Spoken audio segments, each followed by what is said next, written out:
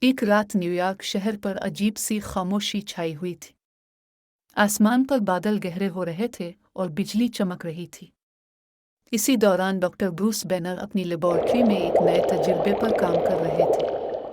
وہ اس بار اپنی طاقت کو قابو میں کرنے کا حل تلاش کر رہے تھے۔ اچانک ایک زوردار دھماکہ ہوا۔ مشین بے قابو ہو گئی۔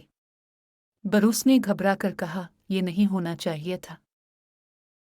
لیکن بہت دیر ہو چکی تھی۔ تابکاری کی ایک نئی قسم نے انہیں اپنی لپیٹ میں لے لیا۔ ان کے جسم میں شدید تبدیلی شروع ہوئی اور چند لمحوں میں وہ دوبارہ ہلک بن گئے، لیکن اس بار کچھ مختلف تھا۔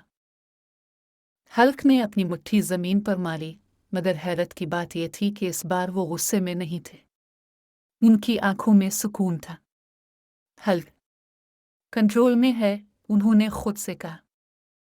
اسی وقت شہر میں ایک نئی خطرناک مخلوق نمودار ہوئی، ایک ساحر جیسا دشمن جو توانائی کو جذب کر سکتا تھا۔ لوگ خوفزدہ ہو کر بھاگنے لگے۔ ہلک نے گہری سانس لی اور آہستہ سے کہا، ہلک اب بچائے گا۔ وہ ایک بلند عمارت سے چھلانگ لگا کر سیدھا دشمن کے سامنے پہنچ گئے۔ دشمن نے حملہ کیا، لیکن ہلک نے پہلی بار سوچ سمجھ کر جواب دیا۔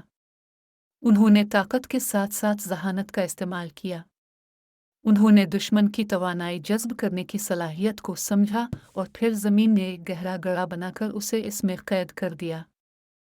چند لمحوں بعد سب کچھ خاموش ہو گیا۔ لوگ حیران تھے۔ یہ وہی ہلک تھا، مگر بدل چکا تھا۔ ہلک نے آسمان کی طرف دیکھا اور آہستہ سے کہا، ہلک اب ہیرو ہے، صرف طاقت نہیں، اور پھر وہ اندھیرے میں غائب ہو گئے۔ اگلی کہانی کے انتظار میں